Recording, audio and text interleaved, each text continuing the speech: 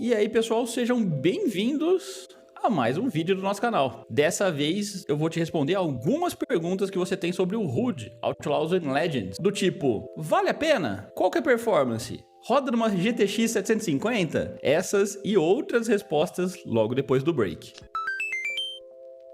E aí galera, Radomancer na área, o grande ladrão de bancos medieval, e dessa vez eu vou te falar se vale a pena ou não gastar o 100zão em HUD. A resposta rápida é não, não vale. Mas fica aí que eu vou te falar o porquê durante o nosso review. Para começo de conversa, o que é o HUD, Outlaws and Legends? Qual é a pegada desse jogo e o porquê que tá todo mundo querendo jogar ele? Vamos lá. HUD é um Payday medieval, essencialmente, tá? Se você jogou Payday, sabe como é que funciona. A grande diferença entre o HUD e o Payday é que no HUD você tem outro time tentando chegar no cofre ao mesmo tempo. Então ele é um jogo PVPVE.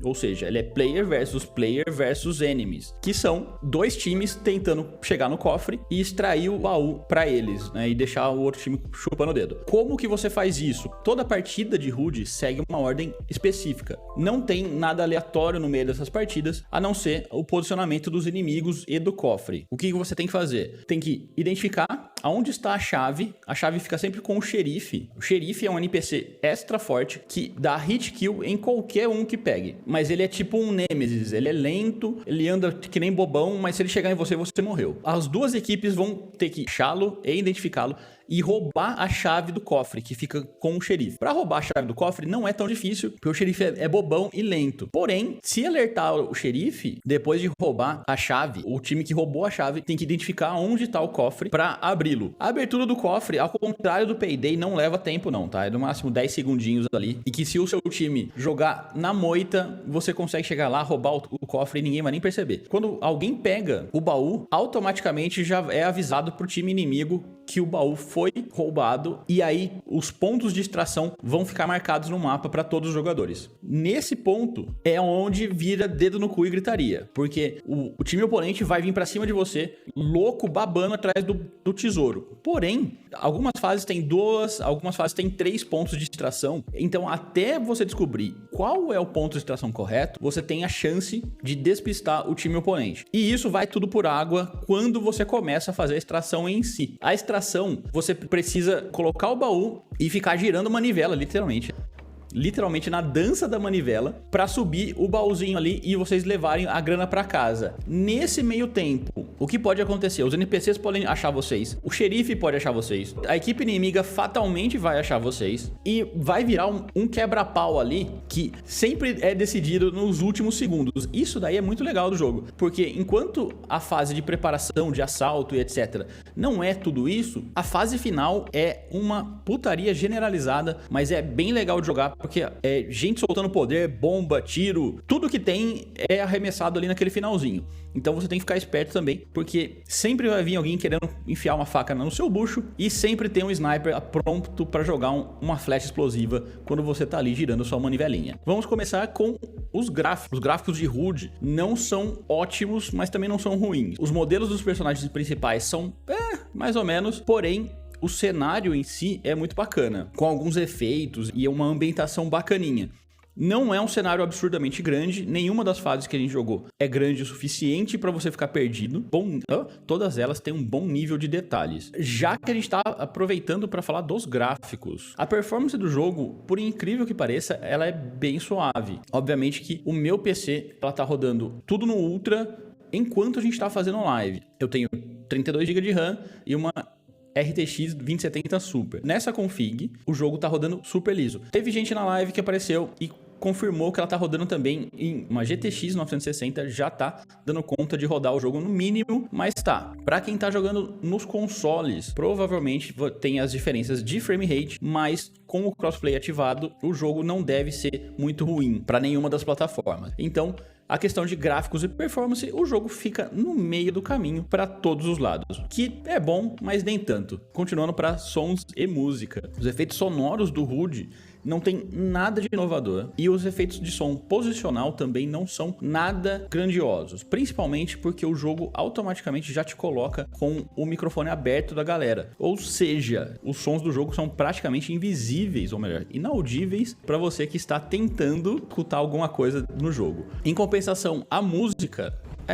não fede nem cheira, vou ser sincero. Ela não tem nada memorável na trilha sonora. Em compensação, também não tem nada que te incomode. Não é uma música que é chiclete na sua cabeça, mas também não é uma música que vai incomodar muito durante a sua jogatina. Efetivamente, você pode jogar ele de boa, sem medo e sem preocupações. As vozes dos personagens são apenas em inglês. Continuando o nosso review, quais são os outros pontos que a gente tem pra falar? Os personagens, assim como um Overwatch, HUD tenta te vender os personagens. Inicialmente a gente tem 4 personagens, que são o Robin, o arqueiro, a Marianne, que é a assassina, John, que é o lutador, ou fortão, e Tuque, o místico. Todos os personagens são baseados na lenda do Robin Hood e todos eles não fedem nem cheiram. Eu vou ser bem sincero pra vocês.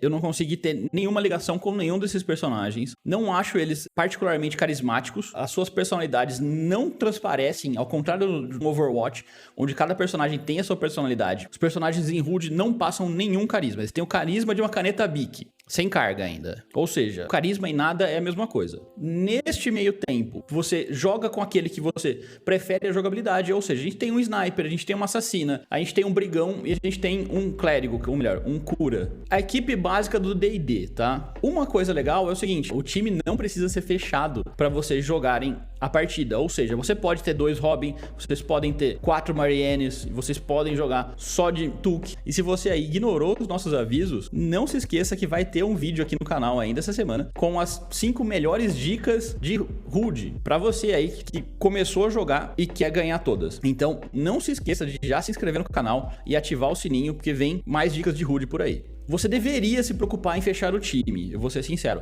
Algumas habilidades dos personagens são indispensáveis, como a habilidade do John de levantar portões fechados. Parece que não, na hora que você tá começando a jogar, você fala, pô, essa habilidade deve ser uma porcaria. Mas não é, porque no finalzinho, todos os portões vão ser fechados. Assim que o xerife identificar que o baú foi roubado, todos os portões do castelo serão fechados, o que vai dificultar bastante a travessia do time que não pegou o baú. Então, o que você precisa fazer? Você precisa de um John no seu time, tá? O jogo já tem 2 versões lançadas, a normal e a Deluxe. A Deluxe conta com o Season Pass do primeiro ano. Tudo isso, essencialmente, se resume a skins. Como ele tenta fazer Payday com Overwatch, vamos dizer assim, o jogo tenta te vender uma tonelada de skins e uma tonelada de skins para arma e tudo mais. O jogo não conta com loot box, então isso é um ponto bom. Você não tem nada aleatório que você possa gastar dinheiro ali para conseguir. Tudo você vai conseguir jogando o jogo mesmo. Isso daí é um ponto positivo. Ponto negativo é, não tem nenhuma skin ali que faça valer a pena o grind. Pelo menos pessoalmente eu não achei nada que valha a pena ali não. A visibilidade dos personagens no cenário dos oponentes, eu acho que ela tá num ponto bom de obscuridade e clareza. O que eu quero dizer com isso? Durante as batalhas, se você andar furtivamente entre as moitas ou se proteger atrás das paredes, o seu personagem vai ficar oculto dos seus inimigos. Porém, para um oponente que estiver esperto, ele vai conseguir ver você ali e vai conseguir te marcar. A partir do momento que alguém te marcou, você tá lascado, porque você vai ficar, tipo assim, meia hora piscando em vermelho pro time oponente inteiro. Isso também me leva a um ponto negativo que eu achei da interface. A interface do jogo in-game, eu acho que ela peca por tudo ter o mesmo peso. O que eu quero dizer com isso? Quando o baú é identificado, ou quando o xerife é identificado, que são os pontos altos da fase, identificar o xerife, identificar o baú, ou identificar o cofre, esses são os objetivos principais do jogo. Mas se alguma outra pessoa do seu time marcar um soldadinho visualmente na sua tela, todos esses objetivos têm o mesmo peso. E várias vezes eu já fiquei perdido, porque eu não sabia onde que estava a marcação que eu deveria ir. Obviamente que com mais tempo de jogo, você começa a ignorar essas outras marcações, mas é um problema de interface. Ou melhor, não chega a ser um problema, é uma opção de interface que me incomoda, porque eu gostaria de objetivos mais claros, principalmente quando o jogo só tem esse objetivo, o que leva finalmente aos modos de jogo. Os modos de jogo do jogo são só esse mesmo. duas equipes se degladiando para conseguir extrair o baú de maneira mais rápida. Não temos previsão de um novo modo de jogo. Eu acho que esse jogo precisa ter novos modos de jogo para sobreviver. Inicialmente é só isso, algumas poucas fases e alguns poucos desbloqueáveis para cada personagem. Nenhum desbloqueável dos personagens ou skins muda consideravelmente como você joga com o personagem. Isso é bom, mas é ruim, porque a gente só tem 4 personagens no jogo e nenhum deles é carismático o suficiente para te manter nesse jogo por muito tempo. O que quer dizer que eu acho que esse jogo não sobrevive à Season Pass dele. Infelizmente, a não ser que a desenvolvedora realmente invista no jogo e coloque muito tempo de desenvolvimento ali para atrair mais fases, mais personagens, novos objetivos, principalmente. Hoje o jogo conta com uma gameplay muito rasa pelo preço que ele está sendo cobrado, principalmente aqui no Brasil. Essencialmente, você tá pagando, tipo assim, R$100 para ser beta tester de um multiplayer. Pode ser que o jogo caia nas graças do público nesse dia 10? Pode ser. Tomara que sim. Não é um jogo que é extremamente mal feito, não tem nada de errado, não é um jogo que ofende ninguém, mas eu só acho que o preço que ele tá sendo cobrado hoje, pela quantidade de conteúdo que tem dentro dele, é muito pouco. Porque a gente tem que lembrar que é o mesmo preço que foi cobrado de Overwatch na época. Se eu não me engano, Overwatch era R$100 e poucos. E a gente tá falando de Overwatch com HUD. Por mais que o Overwatch já tenha morrido, ainda é Overwatch. O preço por hora de diversão pesa mais na balança para o Overwatch, infelizmente. Com isso, eu vou falar que o jogo é uma porcaria?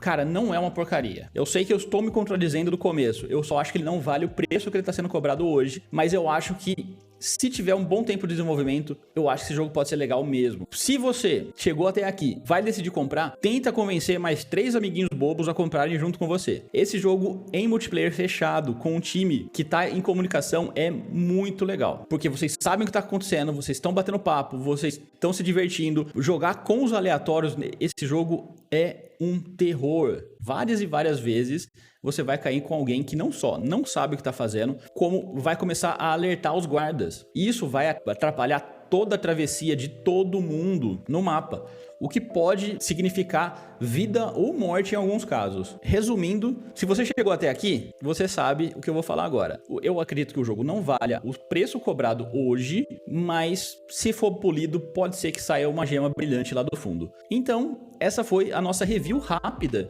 de HUD, Outlaws and Legends. Novamente, eu sou o Radomancer, muitíssimo obrigado pela companhia.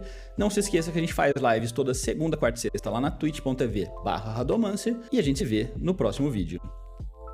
Beijo, me liga. É a hora do Mamãe Estamos no YouTube. Eu preciso de alguma coisa, né? Não posso só chegar e falar assim.